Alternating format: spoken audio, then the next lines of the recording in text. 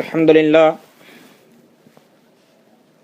لله نحمده ونستعينه ونستغفره ونؤمن به ونتوكل عليه ونعوذ بالله من شرور أنفسنا ومن سيئات أعمالنا من يهده الله فلا مضل له ومن يضلله فلا هادي له ونشهد أن لا إله إلا الله ونشهد أن سيدنا محمدا عبده ورسوله أرسله بالحق بشيرا ونذيرا بين يدي الساعة من يطع الله ورسوله فقد رشد ومن يعصهما فإنه لا يضر إلا نفسه ولا يضر الله شيئا أما بعد فقد قال الله تعالى في القرآن الكريم بعد أعوذ بالله من الشيطان الرجيم بسم الله الرحمن الرحيم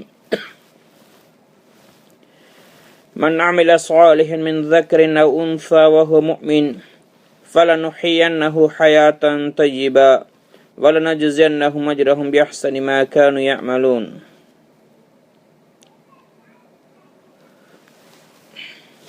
கண்ணிமிக்க தாய்மார்களே, சகோதரர்களே, அல்லாஹு தாலா எங்களுக்கு உன்னதமான ஒரு மார்க்கத்தை நசீபாக்கியிருக்கின்றான். இஸ்லாமிய மார்க்கம் முழுலகத்துக்கும் ரஹ்மத்தாக அருளாக சிறந்த ஒரு வழியாக கொடுக்கப்பட்ட மார்க்கம் தான் இஸ்லாமிய மார்க்கம். இஸ்லாம் இயற்கையான மார்க்கமாக இருக்கின்றது. இது மனித வர்க்கத்தினால அல்லது வேற யாராலையும் உருவாக்கப்பட்ட ஒன்று கிடையாது. புத்திஜீவிகள், படித்தவங்க, விஞ்ஞானிகள் அல்லது ஆன்மீகவாதிகளால் உருவாக்கப்பட்ட ஒரு மார்க்கம் அல்ல இஸ்லாம். இஸ்லாம் அல்லாஹுனால் உருவாக்கப்பட்டது, இயற்கையான மார்க்கம். ஃபித்ரத்துல்லாஹில்லதி ஃபதரன்னாஸ் அலைஹா. இஸ்லாம் மனித வர்க்கம் படைக்கப்படுறதுக்கு முன்னாடியே உள்ளது, இயற்கையான மார்க்கம். இதன் மீதுதான் மனித வர்க்கத்தை எல்லாம் படைத்திருக்கின்றான். மனித வர்க்கத்தை படைச்சு அவர்களுக்கு ஒரு மார்க்கமாக கொடுக்கப்பட்டதில்லை இஸ்லாம். ஃபித்ரத்துல்லாஹில்லதி ஃபதரன்னாஸ் அலைஹா. மனித வர்க்கமே அதன் மீது உருவாக்கப்பட்டிருக்கின்றது. எனவே இஸ்லாம் ஒரு புதிய மார்க்கமோ அல்லது வேறு யாராலும் உருவாக்கப்பட்டதல்ல, இறைவனால் உருவாக்கப்பட்ட மார்க்கமாகும். அதனால தான் நபி ஸல்லல்லாஹு அலைஹி வஸல்லம் சொன்னாங்க, குல்லு மௌலூதின் யூலது அலல் ஃபித்ரா. ஒவ்வொரு குழந்தைகளும் இயற்கையான மார்க்கத்து மீது தான் பிறக்கின்றன. வலாக்கின் அபவாஹு யுஹவ்விதானிஹி அவ் யுமஜ்ஜிசானிஹி அவ் யுனஸ்ஸிரானி. இருந்தாலும் அவங்களோட பெற்றோர்கள் தான் அந்த குழந்தையை யஹூதியாக மாற்றுறாங்க, அல்லது கிறிஸ்டியனாக மாற்றுறாங்க, அல்லது மஜூசியாக நெருப்பு வணங்கியாக மாற்றுறாங்க, அல்லது இந்த காலத்தில் புத்தர்களாக அல்லது ஹிந்துக்களாக அல்லது வேறு ஏதாவது மார்க்கத்தில் பெற்றோர்கள் வழிகாட்டுகின்றார்கள். அதன் காரணமாக அந்த குழந்தைகள் அந்த மார்க்கத்தின் மீது போகின்றன. ஆனால் அந்த பெற்றோர்கள் உண்மையானவங்க அல்லாஹ் விளங்கி இருந்தால் அவர்கள் அல்லாஹ் வணங்கும் முறையை காட்டி கொடுத்து அந்த பிள்ளைகளும் அந்த வழியில் செல்வார்கள். பிறக்கக்கூடிய குழந்தைகள் இஸ்லாத்து மீது தான் பிறக்கின்றன. அதனால இஸ்லாம் இருக்கிறதே, இந்த ஒரு வழியைத்தான் அல்லாஹு தஆலா பொருந்தி கொண்டிருக்கின்றான். இன்னதீன் இன்தல்லாஹில் இஸ்லாம். அல்லாஹ்விடத்துல மார்க்கம் என்று சொன்னால் வெற்றியின் பக்கம், நிம்மதியின் பக்கம், சந்தோஷத்தின் பக்கம், உயர்வின் பக்கம், ஸ்வர்க்கத்தின் பக்கம், பாதுகாப்பின் பக்கம், கண்ணியத்தின் பக்கம், எதன் பக்கம் போகக்கூடிய வழி ஒன்று இருக்கின்றா அது இஸ்லாம் தான். அனைத்து உயர்வுகளின் பக்கம் போகக்கூடிய இஸ்லாம், அல்லாஹ்விடத்துல கொண்டு போய் சேர்க்கக்கூடிய வழி இஸ்லாம் தான். வமயபுத்தகி கைரல் இஸ்லாமி தீனன் ஃபலன் யுக்பல மின்ஹு. யார் இஸ்லாத்தை விட்டு வேற வழிகளை பின்பற்றுவாங்களோ, மார்க்கமாக எடுப்பார்களோ, ஃபலன் யுக்பல மின்ஹு, அவர்களுடைய அந்த மார்க்கம் ஏற்றுக்கொள்ளப்பட மாட்டாது. வஹுவ ஃபில் ஆখিরাতি மினல் காஸிரீன். அப்படியானவங்க யார் இஸ்லாத்தை விட்டு வேற மார்க்கத்தை மார்க்கமாக எடுக்கின்றார்களோ அவர்கள் உலகத்திலே நஷ்டப்படுகின்றார்கள், மறுமையிலே கைசேதப்படுவார்கள், நஷ்டப்படுவார்கள். அதனால் ஒரு மனிதன் உலகத்திலே நிம்மதியான சந்தோஷமான வாழ்க்கை வாழ வேண்டும் என்று சொன்னால், இது மாதிரி மறுமையில மௌத்துக்கு பிறகுள்ள வாழ்க்கையிலையும் உயர்வடைய வேண்டும் என்று சொன்னால் ஒரே வழி இஸ்லாமிய மார்க்கத்தை பின்பற்ற வேண்டும். இஸ்லாம் அல்லாஹு தஆலா அடியார்களுக்காக வேண்டி அவன் ஆரம்பத்திலே தயாரித்து வாழ்றதுக்கு உயர்ந்த வழியாக அமைத்து கொடுத்தது. இஸ்லாத்தின்படி வாழ்வதன் மூலமாகத்தான் உலகத்தில் நிம்மதி, சந்தோஷம், கண்ணியம், ராஹத், அமைதி, பாதுகாப்பு எல்லாம் இருக்கு. உலகத்தில் குழப்பங்கள், பாவங்கள் நிகழாமல் இருக்கிறால் உண்மையான இஸ்லாமிய வழியை பின்பற்ற வேண்டும். எப்போ இஸ்லாமிய வழியை விட்டு மனிதன் வழி தவறுகின்றானோ, இஸ்லாமிய கற்பித்தல் உள்ள வழிகளை விட்டுட்டு வேற வழிகளை போகின்றானோ, அப்பதான் உலகத்தில் குழப்பங்களும் ஃபித்னாக்களும் பாவங்களும் நிகழ்கின்றன. இஸ்லாம் பாவத்தை தடுத்திருக்கிறதை தவிர பாவத்தை தூண்டவில்லை. பாவமான வழிகள் எல்லாம் மூடி இருக்கின்றது. வலா தக்ரபு ஸினா இன்னஹு கான ஃபாஹிஷா வஸாஅ மக்தா. இன்னஹு கான ஃபாஹிஷா. அல்லாஹ் தஆலா சொன்ன விபச்சாரத்தை நெருங்காதீர்கள். வஸாஅ சபீலா, அது மிக மோசமான ஒரு பாவம், மிக மோசமான வழி. இன்னஹு கான ஃபாஹிஷா, அது ஒரு மானக்கேடான காரியம். வஸாஅ சபீலா, ஒரு மோசமான வழி அல்லாஹ் தஆலா சொல்கிறான். விபச்சாரத்தை எல்லாம் நெருங்கக்கூடவான் என்று சொல்கிறான். அப்ப அல்லாஹ் தஆலா ஒவ்வொரு காரியத்தையும் பாவத்துக்கு போறதுக்கு முன்னாடி பாவத்தின் பக்கம் எதெல்லாம் கொண்டு போய் சேர்க்குமோ அந்த வழிகளை கூட எல்லாம் மூடி இருக்கின்றான். எத்தனையோ வழிகள். உதாரணமாக இப்ப அல்லாஹ் தஆலா ஆண்களுக்கும் பெண்களுக்கும் சொல்கிறான், வகுல்லில் முஃமினீன யகுது மின் அப்சாரிஹிம் வயஹ்ஃபது ஃபுரூஜஹும். ஆண்களை பார்த்து அல்லாஹ் சொல்கிறான், நபியே நீங்க மூமினான ஆண்களுக்கு சொல்லுங்க, தன்னுடைய பார்வைகளை அவர்கள் தாழ்த்தி கொள்ளட்டும், அவருடைய மர்மஸ்தானங்களை பாதுகாத்து கொள்ளட்டும். எப்ப பார்வை பாதுகாக்கப்படுமோ அப்பொழுது மர்மஸ்தானமும் பாதுகாக்கப்படும். பாவமான காரியங்கள் ஈடுபட மாட்டாங்க. இதே மாதிரி அல்லாஹ் தஆலா சொல்கிறான், வகுல்லில் முஃமினாத்தி யகுதுல்ன மின் அப்சாரிஹின் வயஹ்ஃபதுன ஃபுரூஜஹுன். மூமினான பெண்களையும் பார்த்து நீ நபியை நீங்க சொல்லுங்கள், அவங்க தங்களுடைய பார்வைகளை தாழ்த்தி கொள்ளட்டும், அவங்களுடைய மர்மஸ்தானங்களை பாதுகாத்து கொள்ளட்டும். பொதுவாக அல்லாஹ் தஆலா குர்ஆன்ல அதிகமான கட்டளைகள் தொழும்படி அல்லாஹ் சொல்லும் பொழுது வஅகீமுஸ் ஸலாத்த வஆத்துஸ் ஸக்கா, தொழுகையில் நிலைநிறுத்துங்கள், ஜகாத் கொடுங்கள் என்று ஆண்களை பார்த்து சொன்னாலும் அதில் பெண்களும் அடங்குவார்கள். இதே மாதிரி நோன்பை கடமையாக்கப்பட்டிருக்கிறது மூமின்கள் என்று அல்லாஹ் சொல்லும் பொழுது மூமின்கள் என்று சொன்னால் ஆண்களை குறித்தாலும் ஆண்கள் மட்டுமல்ல பெண்களும் அதில் சேருவார்கள். ஆண்களுக்கு வேறையாக பெண்களுக்கு வேறையாக அல்லாஹ் கட்டளை இடல்ல. இதே மாதிரி இஸ்லாத்துடைய நிறைய கட்டளைகளை பார்க்கும் பொழுது பொதுவாக கட்டளையிடப்பட்டிருந்தால் ஆண்களை பார்த்து அதில் பெண்களும் சேருவார்கள். ஆனால் இதே இந்த ஆயத்தில் ஆண்களை பார்த்து அல்லாஹு தஆலா பார்வைகளில் தாழ்த்தி கொள்ளும்படி சொல்லியிருந்தாலும் பெண்களும் அதில் சேருவார்கள். இருந்தாலும் அல்லாஹு தஆலா பெண்களை திரும்ப அடுத்த ஆயத்தில் பிரித்து அல்லாஹ் சொல்கிறான். எதற்கென்று சொன்னால் பார்வைகளை பாதுகாத்துக் கொள்வதை, மர்மஸ்தானங்களை பாதுகாத்துக் கொள்வதை ஆண்களுக்கு மட்டுமல்ல பெண்களுக்கும் கட்டாயம் என்றதை இவ்வளோ ஒரு முக்கியமான கட்டளை என்பதை உறுதிப்படுத்துறதுக்காக விளங்கப்படுத்த அல்லாஹு தஆலா அடுத்து வேறையாக்கி அல்லாஹு தஆலா திரும்ப சொல்கிறான். அப்ப பார்வைகள் மூலமாகத்தான் அதுக்கு பிறகு மனிதன் பழகத் தொடங்குவான், அதுக்கு பிறகு பேசத் தொடங்குவான், அதுக்கு பிறகுதான் விபச்சாரத்தில் பாவமான காரியங்களுக்கும் பக்கம் போய் சேருவாங்க. அதனால ஆரம்பத்தில் அல்லாஹ் பேரியர் போடுகிறான், அல்லாஹ் தடையை விதிக்கின்றான். பார்வைகளை தாழ்த்தி கொள்ளுங்கள், பார்வைகளை பாதுகாத்துக் கொள்ளுங்கள். அப்ப இஸ்லாம் இருக்கிறதே இது உன்னதமான ஒரு மார்க்கம். உலகத்துக்கு பரிசுத்தத்தை கொடுக்க அனுப்பிய மார்க்கம் தான் இஸ்லாம். இஸ்லாத்துல மானக்கேடான காரியங்களோ பாவமான விஷயங்களோ எதுவுமே கிடையாது. மாறாக அந்த பாவமான மானக்கேடான காரியங்கள் நிகழும் போதெல்லாம் அதுக்கு தடை விதிக்கக்கூடிய, அதை விட்டு பாதுகாக்கக்கூடிய வழிகளையும் அல்லாஹு தஆலா சொல்லி இருக்கின்றான். வாக்கிமிஸ் ஸலாத்த, அல்லாஹு தஆலா தொழுகை சம்பந்தமா சொல்ல, இன்ன ஸலாத்த தன்ஹா அனில் ஃபஹ்ஷாய் வல் முன்கர். தொழுகை இருக்கிறதே இது மானக்கேடான காரியங்களை விட்டும் வெறுக்கத்தக்க காரியங்களை விட்டும் தடுக்கும். அப்ப தொழுகையில பேணுதலாக இருக்கும் பொழுது, அதுல பக்குவமாக முறையாக தொழும் பொழுது வெளி வாழ்க்கை மனிதன் சீராகிறது.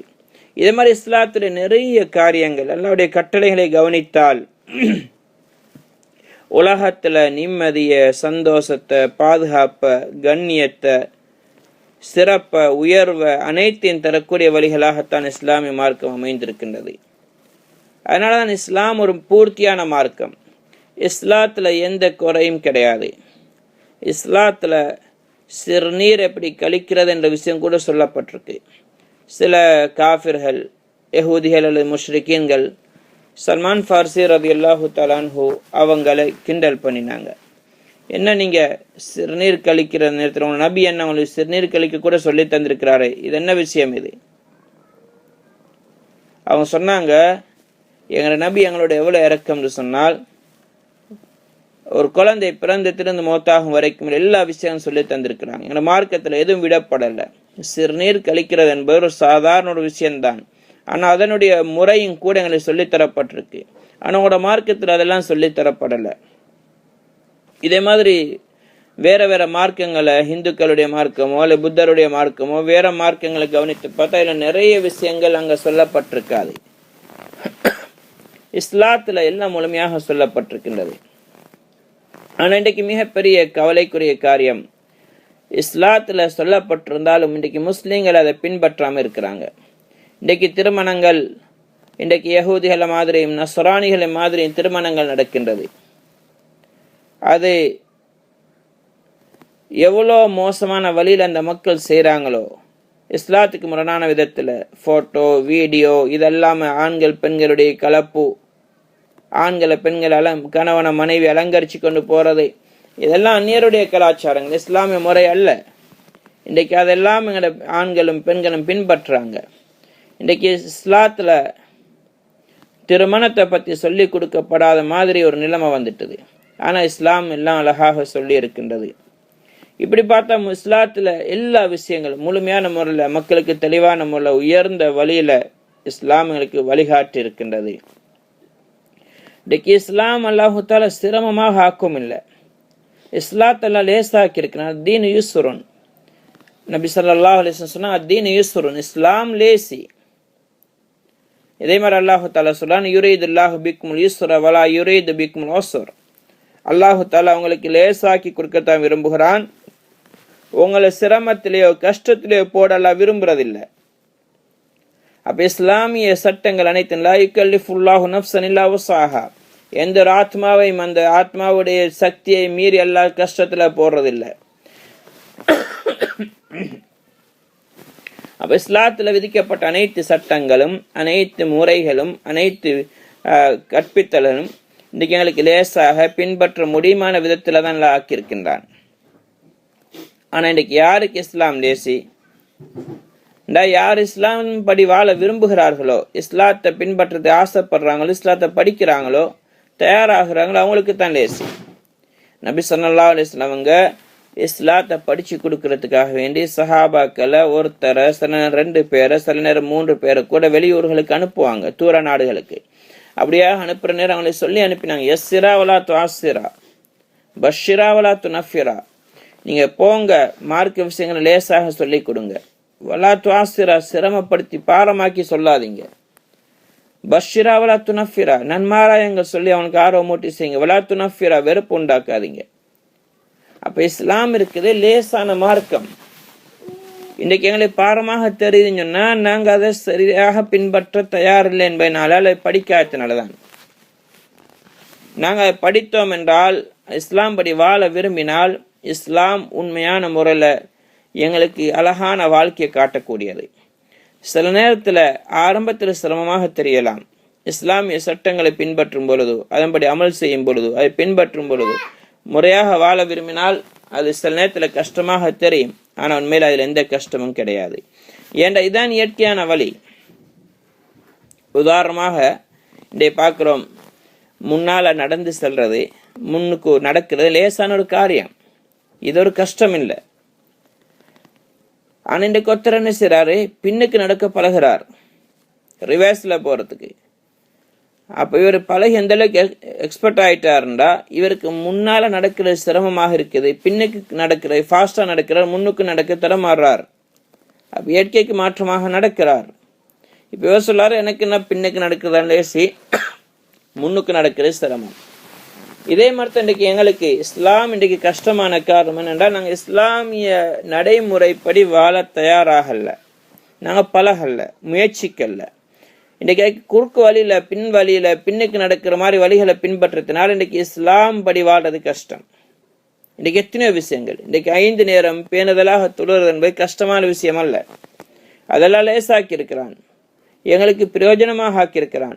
அதனால எங்களுக்குத்தான் லாபம். நாங்கள் தொழுகிறதுனால அல்லாஹ்க்கு இந்த லாபம் இல்லை, அல்லாஹ்வுடைய கண்ணியம் கூட போறதில்லை. நாங்கள் தொழலன்னு சொல்லி அல்லாஹ்க்கு எந்த குறையும் வர போறதில்லை. ஹதீஸே குதுஸில் வருது, அல்லாஹ் தஆலா சொல்றான், உங்கள முதலாவது மனிதர், கடைசி மனிதர், மனித வர்க்கம், ஜின் வர்க்கம் எல்லாரும் சேர்ந்து உங்கள் அஃப்ஜரி கல்வி வா ரஜுலி மின்கும், உங்கள் ஆக மிக மோசமான மனிதனை மாதிரி மாறினாலும், உதாரணமா இபிலீஸ மாதிரி அல்ல அபூ ஜஹ்ல மாதிரி அல்ல ஃபிரௌன மாதிரி எல்லாருமே ஆகினாலும் கூட அல்லாஹ் சொல்றான், என்னுடைய கண்ணியத்துல எந்த குறையும் வராது, ஒரு அணுவளவும் குறையாது. இதே மாதிரி உங்கள் எல்லாரும் மிகப்பெரிய தக்வாதாரிய மாதிரி ஆகினாலும், உதாரணமா ரசூல்லா மாதிரி ஆகினாலும் அல்லாஹ் சொல்றான், என்னுடைய அந்தஸ்துல ஒரு அணுவளவும் கூட போறது கிடையாது. அப்ப எங்களுடைய இபாதத்துகள் எல்லாம் எங்களுக்குத்தான் பிரயோஜனம். அதனால 5 நேரம் தொழுகிறது என்பது ஒரு கஷ்டமான காரியம் இல்லை. நோன்பு பிடிக்கிறது என்பது மிகப்பெரிய சிரமம் உண்டல்ல. இது மாதிரி ஒவ்வொரு வணக்கங்களும், இந்த மாதிரி இஸ்லாமிய நடைமுறைகள், பாவனைகள் ஒவ்வொன்றும் லேசானதுதான். அல்லாஹ் இலகுவாக ஆக்கியிருக்கின்றான். யாருக்குண்டா யார் இஸ்லாத்தின்படி வாழ விரும்புகிறார்களோ, யார் இஸ்லாத்தின்படி நடக்கின்றார்களோ அவர்களுக்கு அல்லாஹ் லேசாக்கியிருக்கின்றான். இதே மாதிரி இன்றைக்கு இஸ்லாத்தின்படி வாழ விரும்பாதனால் இன்றைக்கு இஸ்லாம் பாரமா இருக்குது. எப்படின்னா, இன்றைக்கு உண்மை சொல்வது என்பது இயற்கையில லேசான காரியம். உண்மைதான் இயற்கை. பொய் என்று சொல்வது இயற்கைக்கு புறம்பானது, அதுக்கு மாற்றமானது, உண்மைக்கு மாற்றமானது. பொய் சொல்லதான் கஷ்டம். ஆனால் இன்றைக்கு எங்களோட சகோதரர்கள் சகோதரிகள் பொய் சொல்றது அந்த அளவுக்கு அதில் முன்னேறி இருக்கிறாங்க, திறம்பட்டிருக்கிறாங்கண்டா உண்மை சொல்றது கஷ்டமா இருக்குது, பொய் சொல்றது லேசா இருக்குது. ஏன் அப்படி? பலகினத்தினால. இதே மாதிரி இஸ்லாம் படி விரும்பிட்டோம், வாழ தொடங்கிட்டோம்டா அதில் இருக்கக்கூடிய நிம்மதி, சந்தோஷம் அதுக்கு மாற்றமான எந்த ஒரு வழியிலும் இல்லை. அலா பிதிக்ரில்லாஹி தத்மஇன்னுல் குலூப். அல்லாஹு தஆலா சொல்கிறான், அல்லாஹுடைய திக்ர்ல தான் உள்ளங்களுடைய நிம்மதி இருக்குது. அல்லாஹுடைய திக்ர்னா அல்லாஹுடைய தீன்ல, அல்லாஹுடைய மார்க்கத்துல, அல்லாஹுடைய பேச்சுல, அல்லாஹுடைய வழிகாட்டல்ல தான் உள்ளங்களுடைய நிம்மதி இருக்கு. இன்றைக்கு அல்ஹம்துலில்லாஹ் முழு உலகத்திலே இன்றைக்கு மக்கள் தற்கொலை செஞ்சு கொள்றாங்க. ஆனால் அதுல முஸ்லீம்கள் மிக குறைவு. முஸ்லீம்கள் 100க்குள்ள 1000ல் 1,00,000 ஒருத்தராக கூட இருப்பாங்க, இல்லாட்டி அதுவும் இருக்காது. அந்த அளவுக்கு முஸ்லீம்கள் ஏன் தற்கொலை பக்கம் போகாம இருக்கிறாங்க? இந்த இஸ்லாம் அவங்கள பாதுகாக்குது. அப்படி யாராவது ஒருத்தர் தற்கொலை செஞ்சு கொள்றாருண்டா அவர்கிட்ட இஸ்லாம் இல்லை, அதனால் உள்ளத்துல நிம்மதி இழந்திருக்கிறார், அல்லாஹ்வுடைய தீன் அவர்கிட்ட இல்லை, நிம்மதி இழந்திருக்கிறார், தற்கொலையில போய் முடியுது. இஸ்லாமிய வழிகாட்டலும் பிரகாரம் எங்களுக்கு வாழ வேண்டும். இஸ்லாம் எங்களுக்கு ஒவ்வொரு விஷயத்தையும் வழிகாட்டிருக்குது. ஒரு குழந்தை பிறந்ததிலிருந்து மௌத்தாகும் வரைக்கும் அந்த வாழ்க்கையில் இருக்கக்கூடிய ஒவ்வொரு கட்டம். ஒரு குழந்தை பிறந்தால் அந்த நேரத்துல இந்த குழந்தைக்கு என்ன செய்யணும்? 7 நாள் ஆகும் பொழுது அந்த குழந்தைக்கு ஒரு அழகான பெயர் வைக்கணும். முதல் தினத்திலே வைக்கலாம், 2வது அன்றும் வைக்கலாம், 7வது அன்றும் வைக்கலாம். நபி ஸல்லல்லாஹு அலைஹி வஸல்லம் 7வது தினத்துல பொதுவாக பெயர்கள் வைப்பாங்க. இதே மாதிரி அந்த குழந்தைக்கு தஹ்னீக் செய்யறது, ஒரு நல்லடியாருடைய வாயில இனிப்பான ஒரு பண்டத்தை வச்சு கொஞ்சம் சப்பி அதை அந்த குழந்தையோட வாயில வைப்பாங்க. இதே மாதிரி குழந்தை பிறந்தோடனே அந்த குழந்தையோட வலது காதுல பாங்கும், இடது காதுல இகாமத்தும் சொல்லப்படும். வலது காதுல அதான் சொல்லி இடது காதுல இகாமம் சொல்லப்படுது. முதலாவது அல்லாஹ்வுடைய பேர் அந்த குழந்தையோட காதுல விழணும். அல்லாஹ்வுடைய சத்தம், அல்லாஹ்வுடைய மகத்துவம் இந்த குழந்தைய உள்ளத்துல வரவேன்வைக்கான பாங்க சொல்லப்படுது. இதே மாதிரி அதுக்கு பிறகு ஒவ்வொரு கட்டமாக அந்த குழந்தையுடைய ஒவ்வொரு வழிமுறைகளும் எப்படி வளர்க்கணும், அந்த குழந்தைகளுக்கு எப்படி வழிகாட்டணும் என்று பெற்றோருக்கு சொல்லப்பட்டிருக்கு. அந்த குழந்தைகளுக்கு உடுப்பாட்டும் பொழுது, ஆடை அணிவிக்கும் பொழுது அந்த ஆடைகள் எப்படி இருக்கணும், இஸ்லாமிய முறைப்படி அந்த ஆடைகள் அமைய வேண்டும். ஆண் குழந்தைகளுக்கு ஆண்களுக்குள்ள பொருத்தமான ஆடைகள் அணிவிக்க வேண்டும். பெண் குழந்தைகளுக்கு பெண் குழந்தைக்குள்ள பொருத்தமான ஆடைகள் அணிவிக்க வேண்டும். ஒரு 5-6 வயசாகும் போல அந்த குழந்தைகள் வெக்கம் இல்லாத உடைகளை உடுக்காம நாங்கள் பார்த்து கொள்ள வேண்டும். இந்த குழந்தைகள் பெருசாகும் பொழுது வெக்கம் உள்ள குழந்தைகளாக, ஆண் குழந்தைகள் தான் பெண் குழந்தைகள் தான், முறையாக வளர்க்கக்கூடிய பொறுப்பு தாய் தந்தையருடையது. இதே மாதிரி 7 வயதாகினால் முரு அவுலாதுக்கும் பிஸ்ஸலாத்தி வஹும் அப்னாஉ 70, வத்ரிபூஹும் அலைஹா வஹும் அப்னாஉ அஷ்ரின். நபி ஸல்லல்லாஹு அலைஹி வஸல்லம் சொன்னாங்க, உங்களுடைய குழந்தைகளுக்கு 7 வயதாகினால் தொழும்படி கட்டளையிடுங்கள், 10 வயதாகினால் தொலாட்டி அடியுங்கள் என்று சொன்னாங்க நபி ஸல்லல்லாஹு அலைஹி வஸல்லம். 7 வயதாகும் பொழுது தொழும்படி ஏவ வேண்டும், 10 வயதாகும் பொழுது கட்டாயமாக அவர்கள் தொலை வைக்க வேண்டும். இதே மாதிரிதான் நோன்புடைய கட்டளையும். 7 வயதாகும் பொழுது நோன்பு பிடிக்க நாங்கள் ஏவ வேண்டும், 10 வயதாகி நோன்பு பிடிக்கல அடிக்கணும், கட்டாயப்படுத்தணும். அப்ப இஸ்லாம் இருக்குதே எதுக்குண்டா, இந்த குழந்தைக்கு இப்படியே 7 வயது 8 வயதாகும் பொழுது பழகிறணும். அந்த பழக்கம் வரல, அதுக்கு பிறகு 15 20 வயசு ஆகும் பொழுது அவங்களுக்கு அந்த நோன்பு பிடிக்கிறது கஷ்டம், தொழுவது கஷ்டம். இன்னைக்கு எத்தனையோ ஆண்கள் இருக்கிறாங்க, தொலை அவர்களுக்கு முடியாது, சும்மா இருப்பாங்க, தொலை மாட்டாங்க. என்ன காரணம்? சின்ன வயசுலேருந்து பெற்றோர்கள் அவர்களுக்கு பழக்காத ஒரு குற்றம் உண்டு. அதனால குழந்தைகளை நாங்கள் அன்பு காட்ட வேண்டும் தான். ஆனால் அன்பு இருக்கிறதே அது மார்க்கத்துக்கு முரணான வழிகள் குழந்தைக்கு போறதுக்கு காரணமாக அமையக்கூடாது. சுப நேரம் பிள்ளைகள் தூங்குறாங்க, எழுப்பினா பாவண்டு இருக்கக்கூடாது. குழந்தைகள் எழுப்பி நாங்கள் தொலை வைக்கணும், பிள்ளைகள் எழுப்ப வேண்டும், வீட்டில் உள்ளவங்க எழுப்ப வேண்டும். இதே மாதிரி மற்ற தொழுகைகளுக்கு அனுப்ப வேண்டும், தொலை வைக்க வேண்டும். இது மாதிரி நோன்பு பிடிக்கிறது ஒவ்வொரு காரியத்திலையும் இதுல தான் நிம்மதி இருக்கு, இதுல தான் சந்தோஷம் இருக்கு. அதுக்கு பிறகு அந்த பெண்கள் கொஞ்சம் பெரிய வயதாகிறாங்க, பருவ வயது அடைகிறதுக்கு நெருங்குறாங்க என்று சொன்னால் அந்த பெண்கள் தன்னை மறைக்க வேண்டும், இஸ்லாமிய ஆடை அணிய வேண்டும்.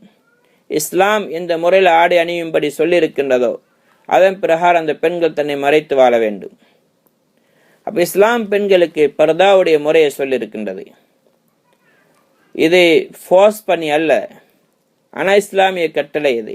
சிலவங்க சொல்றாங்க, வைஃபுக்கு நான் பர்தா போடும்படி முகத்தை மறைக்கவோ அபாயா போடுறதுக்கோ அல்ல பர்தா போடுறோம் நான் சொல்றது இல்லை, அவவா விரும்பி செய்யணும், இல்லாட்டி பிரயோஜனம் இல்லை. அப்படி அல்ல. கணவனுடைய பொறுப்பு, தந்தையுடைய பொறுப்பு, தன்னுடைய மகளுக்கு கணவன் தன்னுடைய மனைவிக்கு எப்படி தொழும்படி ஏவ சொல்லணுமோ, இதே மாதிரி நோன்பு பிடிக்காட்டி நோன்பு பிடிக்கும்படி ஏவணுமோ அதே மாதிரி பர்தாவுக்கும் ஏவணும். அது கட்டாயம் அவருடையது. அதே நேரத்தில் சில பெண்கள் சொல்றாங்க, எனக்குன்னா விருப்பம்தான் பர்தா போடணும், முகத்தை மறைக்கணுண்டு, ஆனா என்னுடைய மாப்பிள்ளைக்கு விருப்பம் இல்லை, கணவனுக்கு விருப்பம் இல்லை. கணவனுடைய விருப்பத்துக்கு இங்க எந்த இடமும் கிடையாது. அவர் யாரு விரும்புறதுக்கு, விரும்பாததுக்கு. நபி ஸல்லல்லாஹு அலைஹி வஸல்லம் சொன்னாங்க, லா தாஅத லி மக்லூக்கின் ஃபி மாஸியத்தில் ஹாலிக். படைத்தவனுக்கு மாறு செய்கிற விஷயத்துல படைப்பினங்கள் யாருக்கும் எந்த முன்னுரிமையும் கிடையாது, எந்த இடமும் கிடையாது. அல்லாஹ்வுடைய கட்டளைக்கு தான் முன்னுரிமை, ரசூலுல்லாஹ்வுடைய ஏவல் ஹதீஸுக்கு தான் முன்னுரிமை. அதுக்கு பிறகுதான் கணவன், அதுக்கு பிறகுதான் தந்தை. கணவன் சொல்லக்கூடிய விஷயம், தந்தை சொல்லக்கூடிய விஷயம் மார்க்கத்துக்கு உட்பட்டதாக இருந்தால் கட்டாயம் வழிபட வேண்டும், அதை மீறது கூடாது. ஆனால் அதே நேரத்தில் மார்க்கத்துக்கு முரணாக கணவனோ தந்தையோ தாயோ குடும்பத்தில் யார் ஏவினாலும் அதுக்கு வழிபட வேண்டிய அவசியம் கிடையாது. இது மார்க்கத்திலே கட்டளை.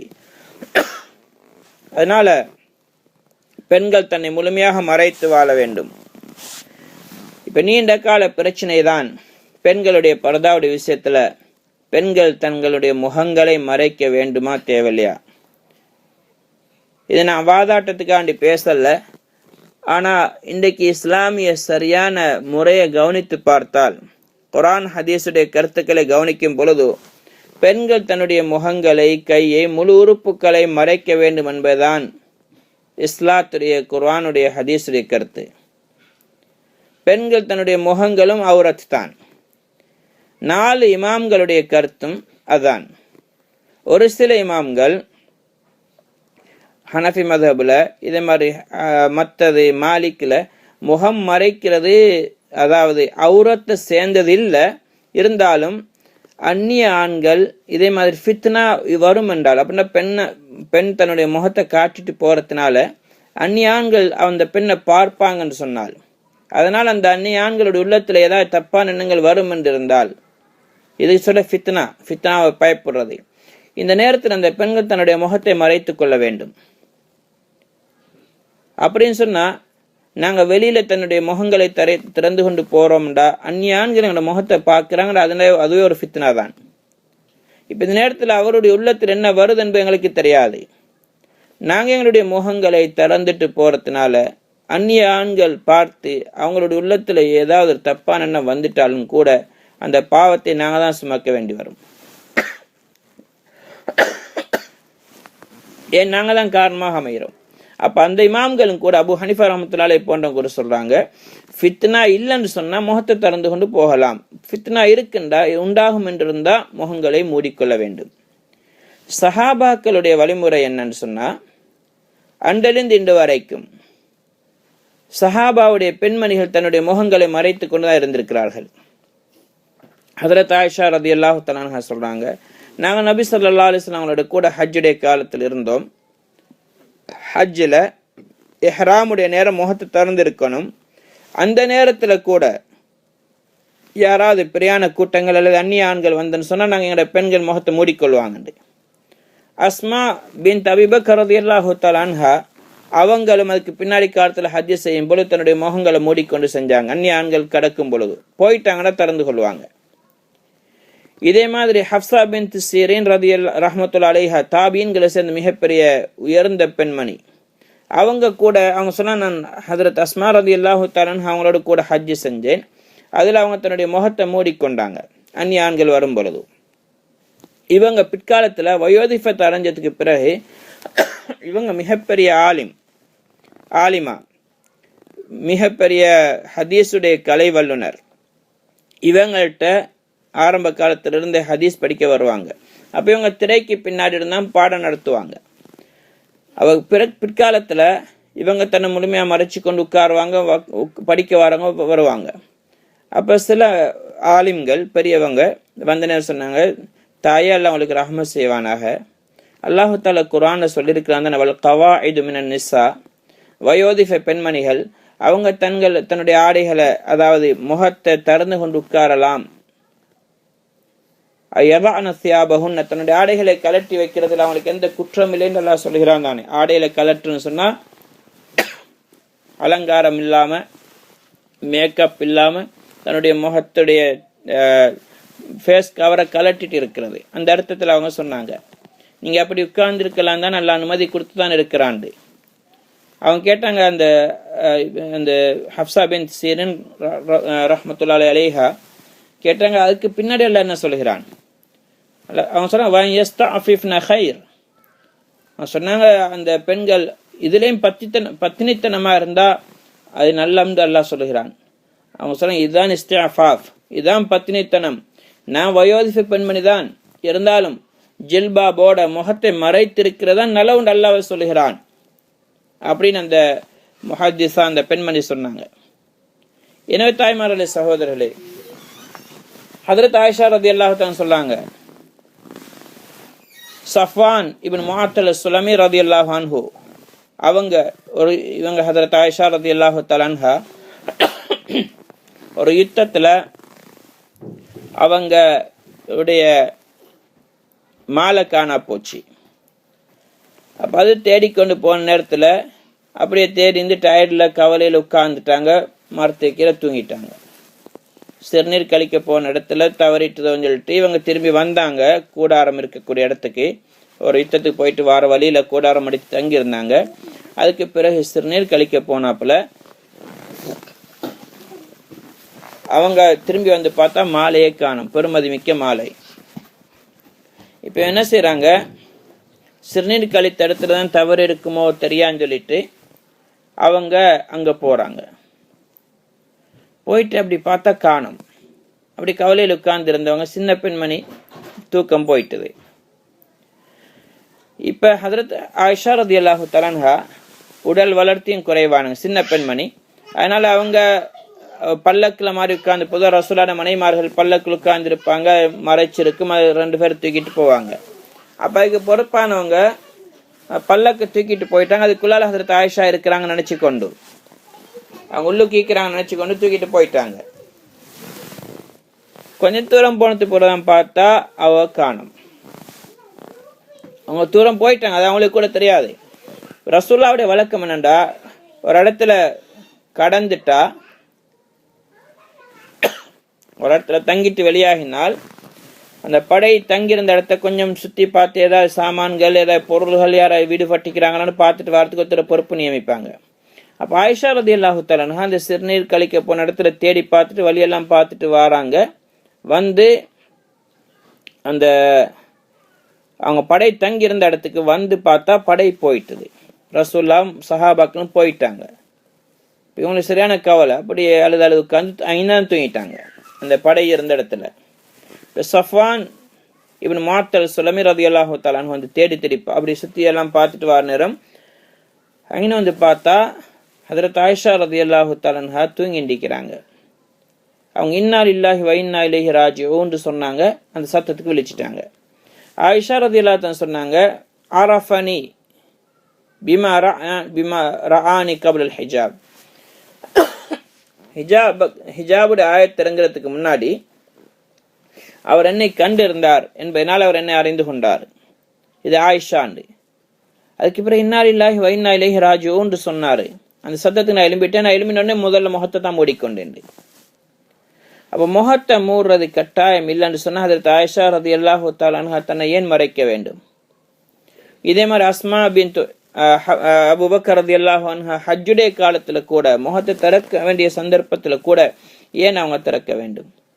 இமாம் ஷாஃபி ரஹ்மத்துல்லாஹி அலைஹி மற்றவங்க எல்லாம் கூட முகத்தை திறக்க முடியும் என்று சொன்னது தொழுகையிட நேரத்துல. தொழுகும் பொழுது அவங்க முகத்தையும் கையையும் திறந்து கொள்ளலாம். மற்ற நேரத்துல முழு உடம்பும் அதாவது மறைக்கப்பட வேண்டிய உறுப்பத்தான் சொல்றாங்க. இதே மாதிரி நிறைய ஆதாரங்கள் ஹதீஸ்ல வந்திருக்கு. 2 சஹாபா ரசூலோட 2 மனைமார்கள் உட்கார்ந்து இருக்கிறாங்க.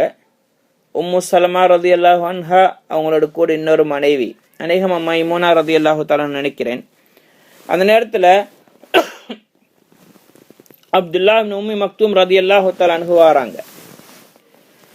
நபி ஸல்லல்லாஹு அலைஹி வஸல்லம் இஹ்தஜிபா மின்ஹு, நீங்க 2 பேரும் அவரை விட்டு ஹிஜாப்ல தன்னை மறைச்சு கொள்ளுங்கன்னு சொன்னாங்க. அப்ப இவங்க 2 பேரும் சொன்னாங்க, யா ரசூலல்லாஹ், அவரு கண் குருடு தானே, வலைசஹு ஆமா, அவர் கண் குருடானவர் தானே, அவருடைய 2 கண்ணும் பார்வை இல்லை. அப்துல்லா இப்னு உம்மி மக்தூம் ரலியல்லாஹு தஆலா அன்ஹு. அப்ப அவர் கண் குருடானவர் தானே, அதனால நாங்க உட்கார்ந்திருந்த பிரச்சனைல தானே அவருக்கு எங்களுக்கு தெரியாதுண்டு. ரசூல் ஸல்லல்லாஹு அலைஹி வஸல்லம் சொன்னாங்க, அஃப அம் யவானி அன்துமா, அவர் கண் குருடான், ஆனால் நீங்க 2 பேரும் கண் குருடான்னு கேட்டாங்க. உங்களோட 2 பேருடைய கண் குருடாண்டு இல்லையே, நீங்க பார்க்கக்கூடியவங்க தானே, அதனால உங்களை நீங்க மறைச்சு கொள்ளுங்க, நீங்களும் அவரை பார்க்க கூடாது. அப்ப தாய்மார்களே, சகோதரர்களே, இதே மாதிரி நிறைய ஹதீஸ்ல குர்ஆனுடைய ஆயத்துடைய விளக்கங்கள்ல வந்திருக்குது.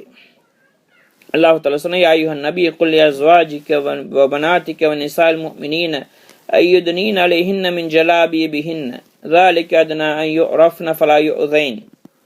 அல்லாஹ் தஆலா பர்தாவுடைய இந்த ஆயத்து பிறகு இறங்கிறது. இதுக்கு முன்னாடி ஒரு ஆயத்து ஒன்று இறங்கிச்சது, பெண்கள் தன்னை மறைத்துக் கொள்ள வேண்டும். வலா யுபதீன ஸீனத்தஹுன்ன இல்லா மா ظஹர மின்ஹா, பெண்கள் தன்னை மறைத்துக் கொள்ள வேண்டும், அவங்களுடைய அலங்காரங்கள்ல எந்த ஒன்று வெளியாகிறதோ அதை தவிர வேற எதையும் அவங்க காட்டக்கூடாது. வலா யுபதீன், அவங்க வெளியாக்க கூடாது. மின் ஸீனத்திஹின்ன இல்லா மா ظஹர மின்ஹா, எந்த ஒன்று வெளியாகிறது அந்த ஒன்றை தவிர.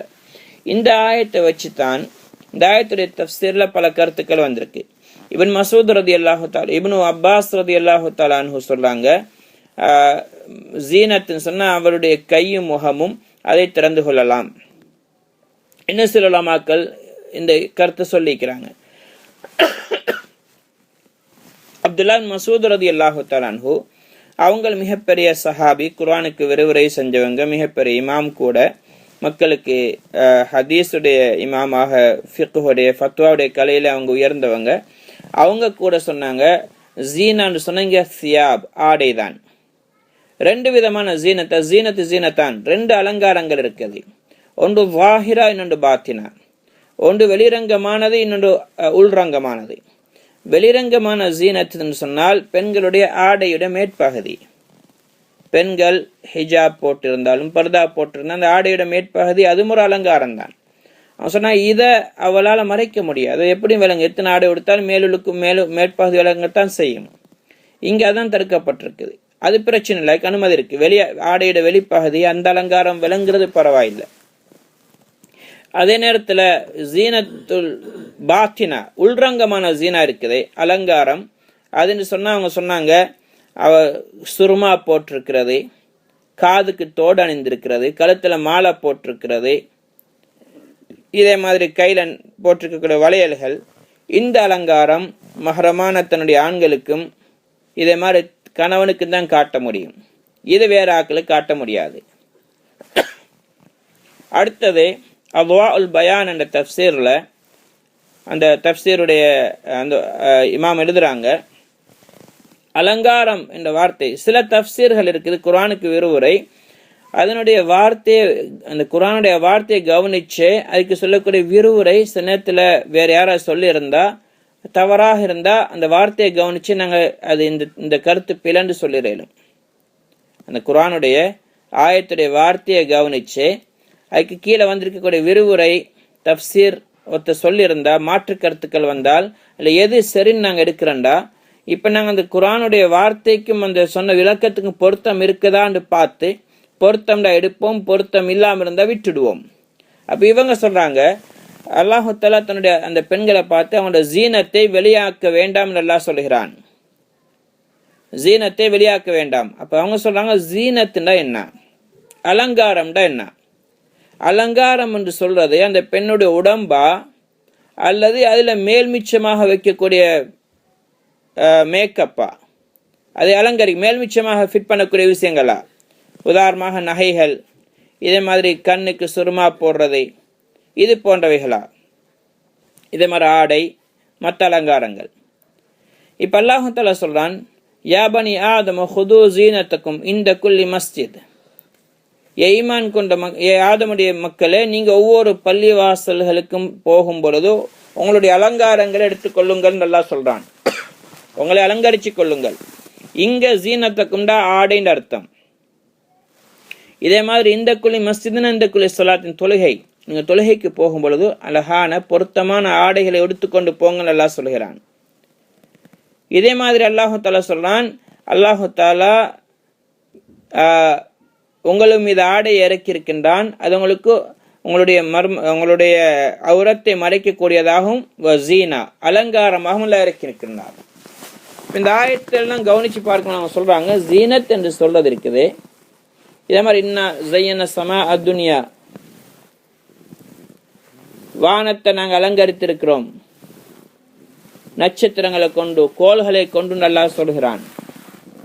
இப்ப இந்த நட்சத்திரங்கள் கோள்கள் இருக்குது, அது வானத்துல ஒரு பகுதி அல்ல, அதில் இருக்கக்கூடிய மேல்மிச்சமான பொருள்கள் கோள்கள் எல்லாம். இதே மாதிரி ஆடை என்று சொல்றது எங்கள் உடம்புல உள்ள ஒரு பகுதி, எல்லா உடம்புக்கு மேல நாங்கள் அலங்கரிச்சிருக்க கூடியது. இதே மாதிரி நகைகள், மேக்கப், இதெல்லாம் மேல்மிச்சமாக வந்தவைகள். அப்ப அவங்க என்ன சொன்னாங்கடா, இப்னு அப்பாஸ் ரலியல்லாஹு தன்னுடைய கருத்து இங்க நாங்கள் எடுக்க முடியாது. என்ன காரணம்னு சொன்னா, அல்லாஹு தஆலா சொன்னான் ஜீனத் வலா யுப்தீன ஜீனத்துஹுன்ன, தன்னுடைய அலங்காரங்களை அவர்கள் வெளியாக்க வேண்டாம், இல்லா மா ظهر منها. அப்ப அலங்காரம் என்று சொல்றது முகம் அல்ல, அலங்காரம் சொன்னது கை அல்ல, அது அவருடைய உறுப்பு. அது அப்ப அதுக்கு மேல் மிச்சமா உள்ள ஒன்றை தான் நல்லா இங்க சொல்லி இருக்கணும்.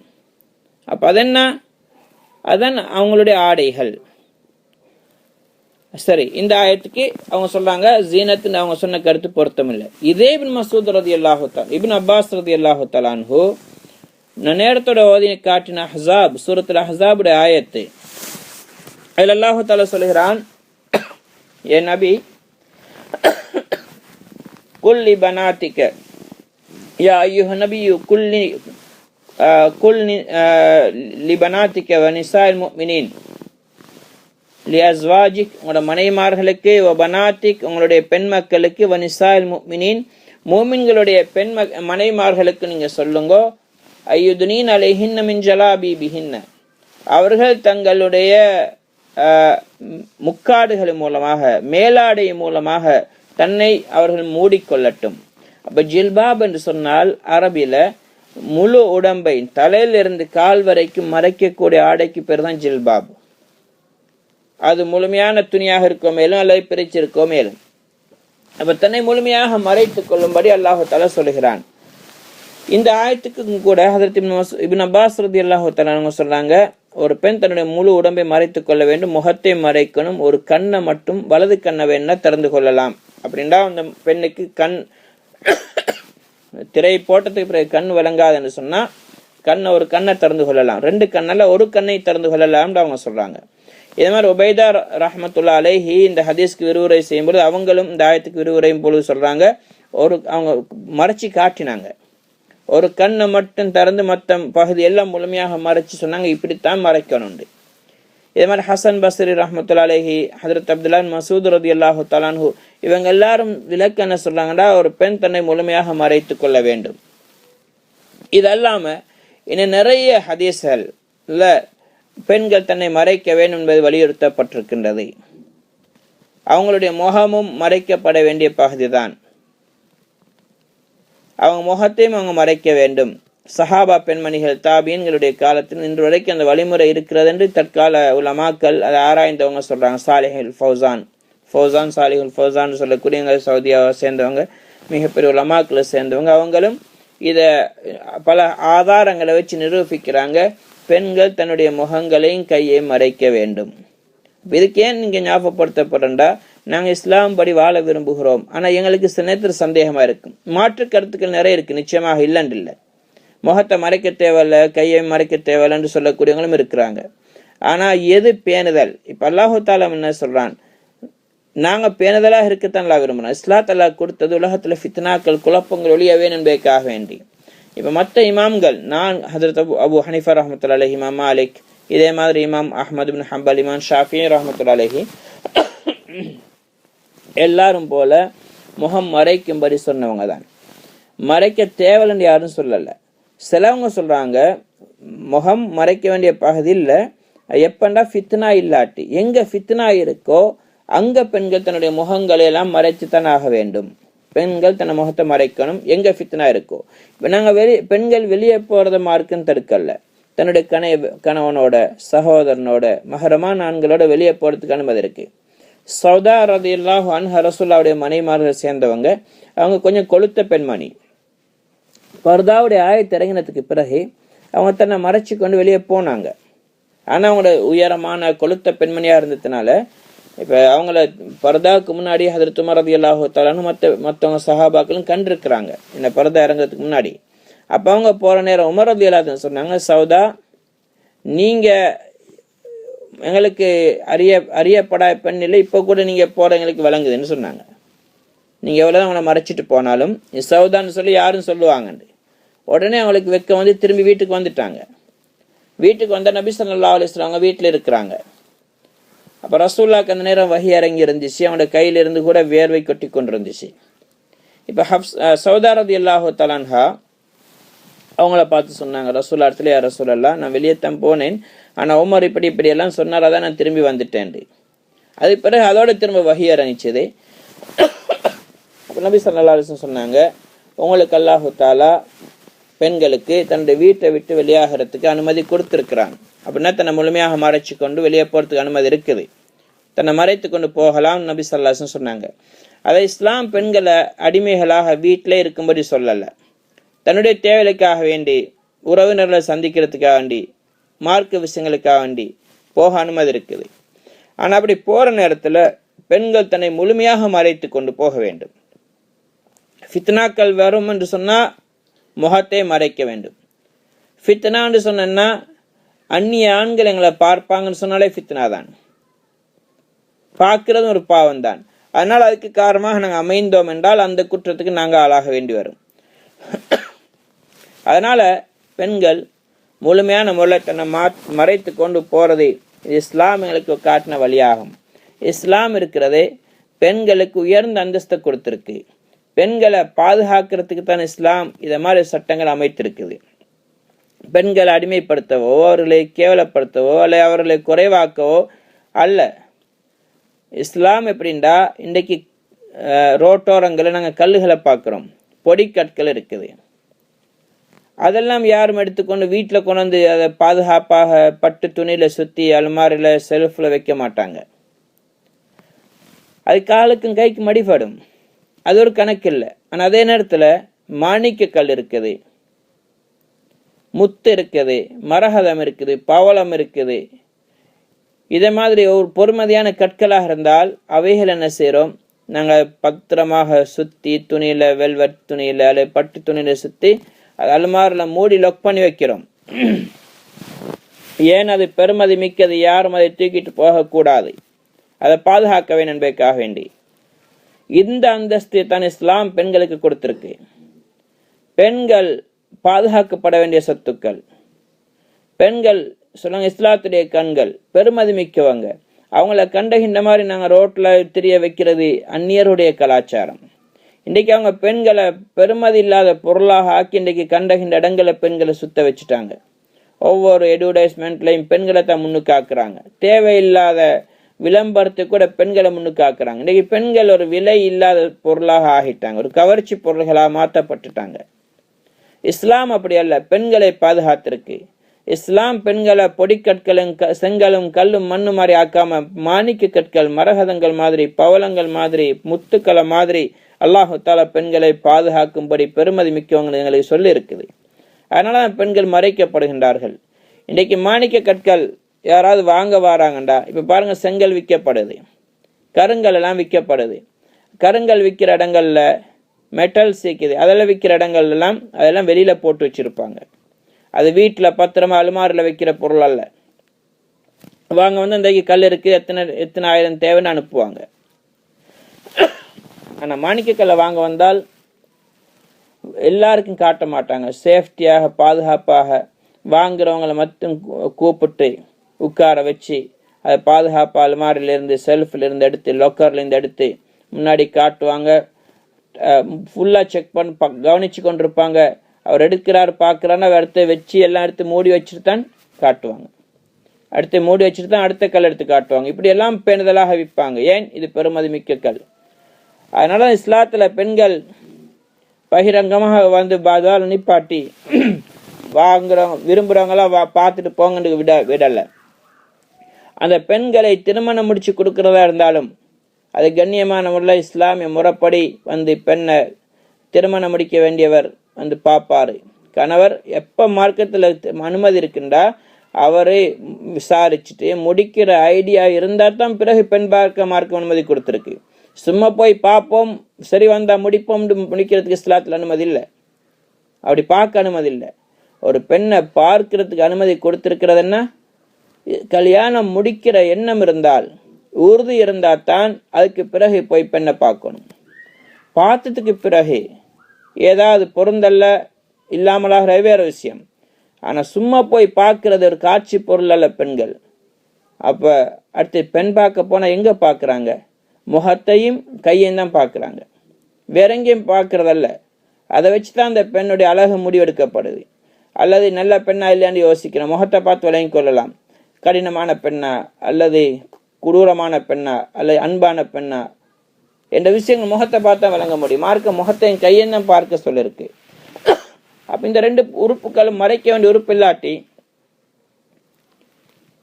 அப்ப பெண்ணை பார்க்க வேண்டிய உறுப்புகள் அது ரெண்டா இருக்காது, வேற உறுப்புகளாக தான் இருக்கும். அப்ப இது மறைக்க வேண்டிய உறுப்புகள் தான், இதுதான் முக்கியமான பகுதி என்பதனால தான் பெண்கள் வெளியே போகும் பொழுது இந்த முகத்தையும் கையை மறைத்து கொண்டு போகும்படி சொல்லப்படுது. ஏன்னா அதை வச்சுதான் பெண்ணை கண்டுபிடிக்கலும், அதை வச்சுதான் பெண்களுடைய அழகு நிர்ணயிக்கப்படுது. வயதை பார்க்கிறோம் முகத்தை பார்த்து. எனவே தாய்மார்களே சகோதரர்களே, முகத்தை பார்க்கிறது என்பது முகத்தை காட்டுறது என்பது அனுமதிக்கப்பட்ட இடங்கள்ல மட்டும்தான். டாக்டர்கிட்ட போறோம், தேவை ஏற்படுது, அங்க காட்டித்தான் ஆகணும், முகத்தை காட்டுற பிரச்சனை இல்லை. இதே மாதிரி சாட்சி சொல்ல வேண்டிய சந்தர்ப்பம் ஒன்று வருது. இப்ப நீதிபதிக்கு முகத்தை காட்ட வேண்டிய தேவை வருது, அந்த நேரத்தில் அனுமதி இருக்குது. இது மாதிரி சில சந்தர்ப்பங்கள்ல விதிவிலக்கு இருக்கு. அப்ப அந்த நேரங்கள் அனுமதி இருக்கு. இப்போ முகத்தை பார்த்து தான் பெண்ணை நாங்கள் முடிவெடுக்கணும், இது முடிக்க முடியுமான பெண்ணா, எங்களுக்கு பொருத்தமான பெண்ணான்னு சொல்லி முகத்தை பார்த்தா முடிவெடுக்கிறோம். முல்லா நஸ்ருதீன் கல்யாணம் முடிக்கிறதுக்காக வேண்டி தயாரானார். அவங்களோட தாய் சொன்னாங்க, நான் பெண் பார்க்கிறேன், நீ பார்க்க தேவையில்லை, நான் உன்னோட உண்மை தானே, உனக்கு பொருத்தமான பெண்ணை தான் நான் பார்ப்பேன். அவர் சொன்ன, இல்லைம்மா நான் பார்க்கணும், நான் பார்த்து தானே முடிவு. இல்லை நான் உன் உண்மை தானே, உனக்கு பொருத்தமான ஒரு பெண்ணை தான் நான் பார்ப்பேன் சொல்லிட்டு அவர் பெண்ணை பார்த்து கல்யாணத்தை முடிவெடுத்துட்டா. கல்யாணம் என்ன செய்யறாங்க? இப்போ பொதுவாக இந்தியாவிலேயும் அந்த கலாச்சாரம் இருக்கு. அப்படியே முகத்தில் மூடிட்டு தான் வந்து உட்காருவாங்க. பெண்களும் அந்த திருமண இது நடக்கிற இடத்துல முகத்தை மூடிட்டு வந்து உட்காருவாங்க. இப்போ அவள் வந்து உட்கார்ந்து இப்போ கல்யாணம் முடிஞ்சு இப்போ ஃபர்ஸ்ட் நைட் ரூமில் வச்சு இப்போ இன்னுமே ஒரு முகத்தை காணலை. உட்கார்ந்து பேசிட்டு இருக்கும் பொழுதோ இப்போ அவன் என்ன செய்கிறா, முகத்தை திறந்துட்டு கேட்குற, அன்பே நான் யார் யாருக்கு என்னுடைய முகத்தை காட்டணும், யாருக்கு காட்டக்கூடாண்டு. அப்போ அவரோட முகத்தை பார்த்தா ஒரு அசிங்கமான பெண்ணாக இருந்தா. முல்லா சொன்னார், நீ யாருக்காலும் சரி முகத்தை காட்டு, எனக்கு மட்டும் காட்டிடாதேண்டு. நீ வேண்டிய ஆக்களை காட்டு, எனக்கு மட்டும் காட்டவானண்டு. அப்போ என்ன சொல்ல வேண்டா, இன்றைக்கு முகத்தை பார்த்து தான் ஒரு பெண்ணை நாங்கள் திருமணம் முடிக்கிறோம். ஒரு பெண் நல்லவள் அழகானவளா இல்லையான்னு முடிவெடுக்கிறோம். அப்போ இதே முகத்தை தான் நாங்கள் வெளியே காட்டி கொண்டு போகிறோம்னு சொன்னால் இஸ்லாமிய முறையாக இருக்க முடியாது. எப்படி இருக்கிறது? இதே மாதிரி ஒருத்தர் மௌத்தாகிறாங்க. இன்றைக்கி மௌத்தானது பிறகு ஜனாசா, இன்றைக்கி மையத்தை பார்க்குறோம். மையத்தை பார்க்குற நேரம் ஆணுடைய மையத்தை இருந்தாலும் சரி, பெண்ணுடைய மையத்தை இருந்தாலும் சரி, முகத்தை தான் பார்க்குறோம், வேற எங்கேயும் பார்க்குறோம் இல்லை. இப்போ இந்த நேரத்தில் கூட என்ன செய்கிறாங்க, சாச்சாட மகன் நானான்னு பேசினவர், தம்பி தம்பின்னு பழகினவர், இவர் பார்க்க வந்த சொல்லாங்க, இல்லை தொட்டால் ஒரு முறையும் பார்க்கலாண்டு. முகத்தை தானே பார்க்க வந்தார். அதன் கடைசி நேரம் மௌத்தாகிட்ட உலகத்துட்டு போறா. இப்போ இந்த நேரத்தில் பார்க்குறதுல என்ன இச்சை வர பார்க்குது, என்ன ஒரு தப்பான எண்ணம் வரப்போகுது. அந்த நேரத்தில் கூட முகம் பார்க்க விடுறோம் இல்லை, தடுக்கிறோம். இதே மாதிரி கபூரில் ஜனாசா வைக்கிற நேரத்தில் பெண் மையத்தை இருந்தால் சுற்றி வரையும் புடையால் பிடிச்சி கொள்வாங்க. மகரம் இல்லாதாக்கள் கிட்ட வராதுங்க, இப்போ முகத்தை திறக்க போகிறோம். இப்போ இந்த பெண்ணுடைய முகத்தை மூடி என்ன பிரயோஜனம்? ஆயுள் முழுவதும் திறந்து கொண்டு தானே தெரிஞ்சா, மக்களை காட்டி கொண்டு தானே போனா. இப்போ மையத்தை மறைக்கிறதால என்ன பிரயோஜனம்? எனவே தாய்மார்களே, சகோதரர்களே, முகத்தை மறைத்து வாழ வேண்டும் என்பதுதான் இஸ்லாம். இஸ்லாம் எங்களுக்கு மடத்தனமான வழியை காட்டல. கல்யாணம் முடிக்கிற நேரத்தில் முகத்தை பார்த்து முடியுங்கன்னு சொல்லிக்குது. அதே பெண் வேற நேரத்தில் வெளியில முகத்தை திறந்து கொண்டு போகும்போது இஸ்லாம் எப்படி சொல்லும்? இதே மாதிரி மௌத்தானத்துக்கு பிறகு முகங்களை மறைக்காம நாங்கள் பாதுகாக்கிறோம். பெண்களுடைய முகத்தை காட்டாம மறைக்கிறோம். அந்நியர்களை பார்க்க விடாம இருக்கிறோம், தொட்டா உளுமுறின்னு சொல்லி. அப்போ பிறகு அவர் நல்லா சிரிச்சு கொண்டு கலகலப்பாக வெளியே தெரிஞ்சு கொண்டிருக்கும் பொழுது வாலிபத்தில் முகத்தை திறந்து கொண்டு போக எப்படி இஸ்லாம் அனுமதி கொடுக்கும்? இன்னைக்கு நிறைய விஷயங்கள் இது சம்பந்தமாக ஹதீஸ்ல வந்த விஷயங்கள் இருக்குது, சொல்றதுக்கு நேரம் போதாது. இந்த ஸலஃபு ஸாலிஹீன், நல்லடியார்கள், சஹாபாக்கள், தாபீன்கள், தப தாபீன்கள், பெரும் உலமாக்கள், இப்னு தைமியா ரஹ்மத்துல்லாஹி அலைஹி கூட இமாம்களை ஏற்றுக்கொள்ளாதவர். ஆனால் அவங்க கூட சொல்றாங்க பெண்கள் முகத்தை மூடுறதுதான் கட்டாயம். பெண்களுடைய முகங்கள் மறைக்கப்பட வேண்டிய பகுதி. பெண்களுடைய முகமும் கையும் தொழுகையில தான் அவுரத்தில்லை, அதை திறந்து கொண்டு தொழலாம். ஆனால் அதே நேரத்தில் பெண்கள் வெளி இடத்துல தொழுகிறாங்க, அந்நிய ஆண்கள் இருக்கக்கூடிய பகுதியில் தொழுதா அந்த பெண்கள் தன்னுடைய முகத்தை அங்கே மறைத்து கொள்ள வேண்டும். அந்த பெண்கள் அந்நிய ஆண்கள் இருக்கக்கூடிய பகுதியாம வெளியூருக்கு போனோம் இடத்துல வேற இடங்களை பார்க்கிங்கில் தொழ வேண்டி வருது, இல்லை பார்க்கில் தொழுகிறோம் என்றால் அந்நிய ஆண்கள் இருக்கிறாங்கண்டா முகத்தை மூடிக்கொண்டு தான் பெண்கள் தொழணும். இன்றைக்கு இமாம்கள், மார்க்கத்தை அறிந்தவங்க, ஆராய்ந்தவங்க எல்லாம் இப்படி சொல்றாங்க. அல்பானி ரஹ்மத்துல்லாஹி அலைஹி போன்ற சிலவங்க முகம் மூட தேவலண்டை பெரும் ஆதாரத்தோடு சொன்னவர். அவருடைய பெண்கள் கூட முகத்தை மூடி இருக்கிறாங்க. அவரு முகம் மூட தேவலன்னு சொன்னவர், ஆனா அவங்களோட பெண்கள் முகத்தை மூட வச்சாரு. பின்னாடி அவங்களோட குடும்பத்தில் வர பெண்கள் முகத்தை மூடுறாங்களாம். இன்னைக்கு அந்த உலமாக்கள் சொல்றாங்க, அவங்களோட காலத்துல வாழ்ந்தவங்க. இன்னைக்கு எத்தனையோ உலமாக்கள் மாற்று கருத்துள்ளவங்க கூட அவங்களோட மனைமார்களை பார்த்து அவங்களோட மனைமார்கள் முகத்தை மூடுறாங்க. ஆனா அவங்க சொல்றாங்க மூட தேவலன்னு. கணவன்மார் வெளியில பயான்கள்ல பேச்சுக்களை சொல்றாங்க, ஆனா தன்னுடைய மனைமார்களை மூட வைக்கிறாங்க. என்ன காரணம்? அவங்களுடைய மனசாட்சி சொல்லி இதுதான் சரி. பெண்கள் ஃபித்னாவுடைய சந்தர்ப்பம் வெளியே முகத்தை திறந்து கொண்டு போனா அந்நிய ஆண்கள் பார்ப்பாங்க. அப்ப அதனால முகத்தை மூட வைக்கிறாங்க. எனவே தாய்மார்களே, சகோதரர்களே, இஸ்லாம் இப்ப நான் சொன்ன மாதிரி எங்களை சிரமப்படுத்தவோ அடிமைப்படுத்தவோ சொன்னதல்ல, எங்களை பாதுகாக்கிறதுக்காக வேண்டி.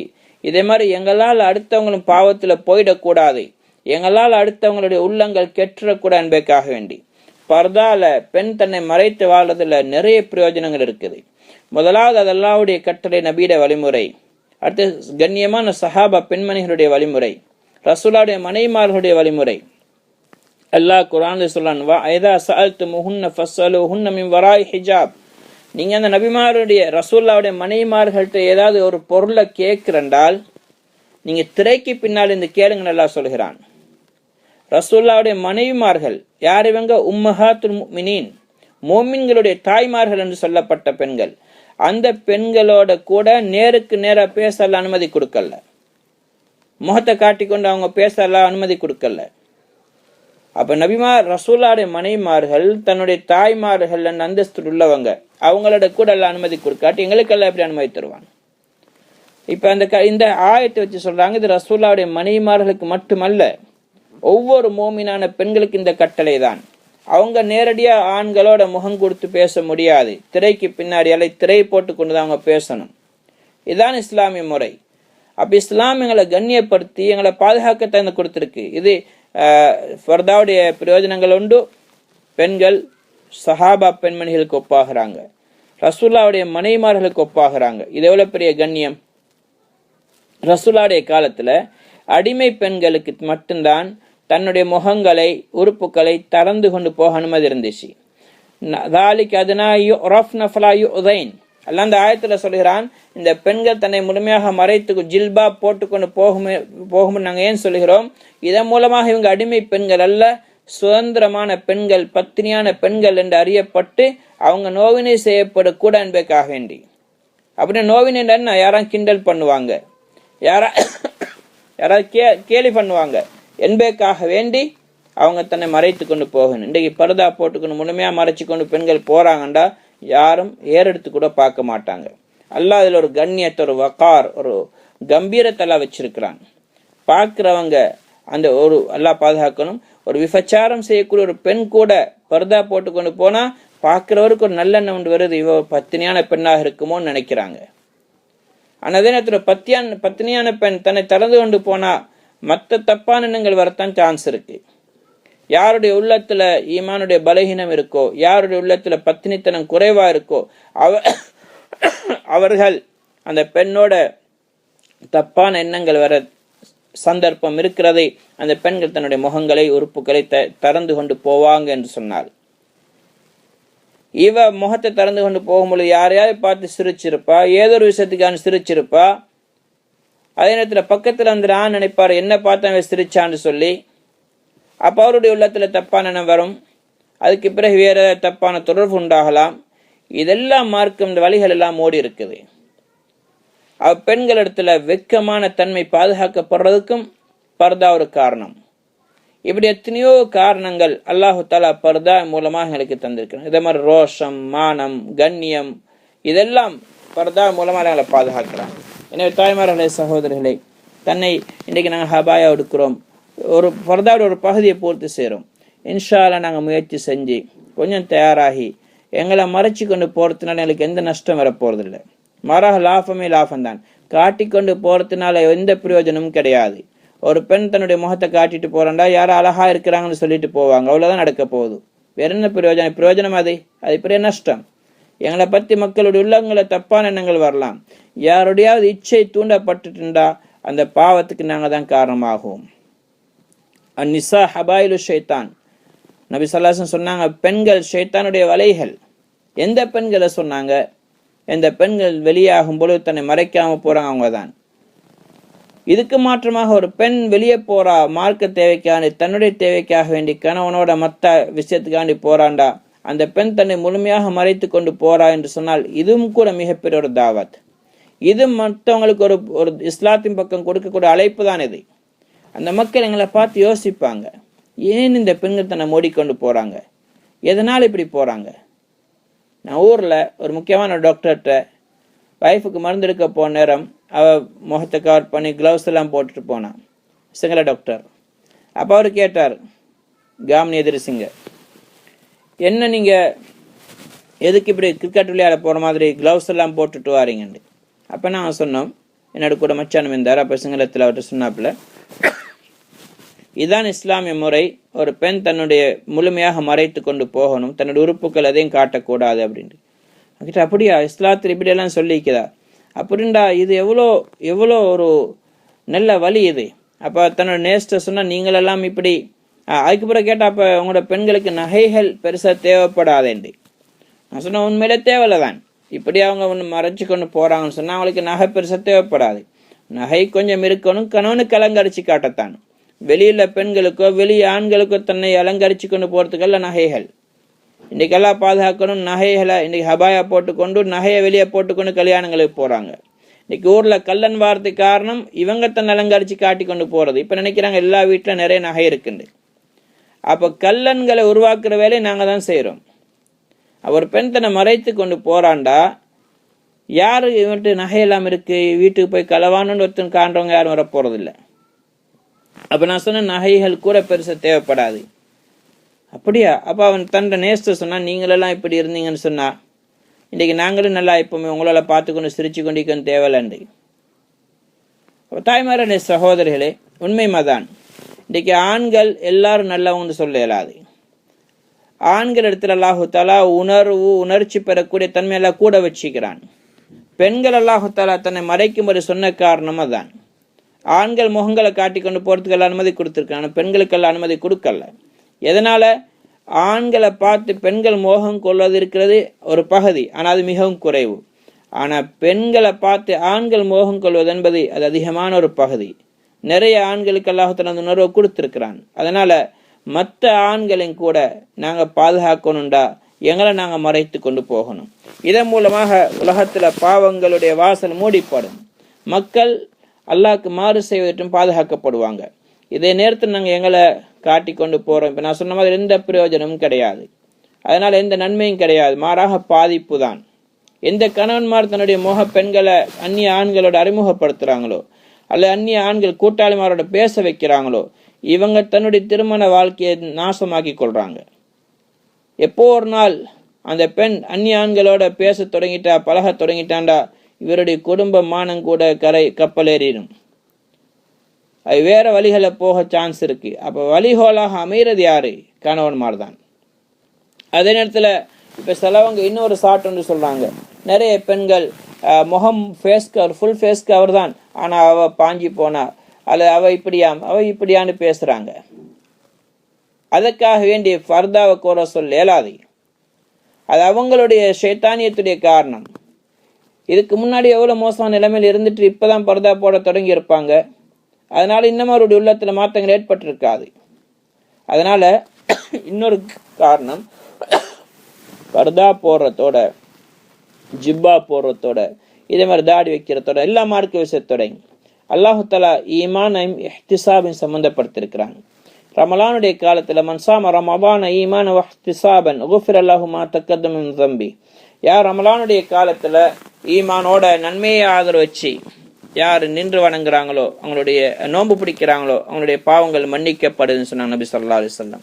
இதே மாதிரி ரமலானுடைய இரவுல மன் காம ரமலான ஈமானம் வஹ்திசாபன் குஃபிர லஹு மா தக்கத்தம மின் ஸம்பி.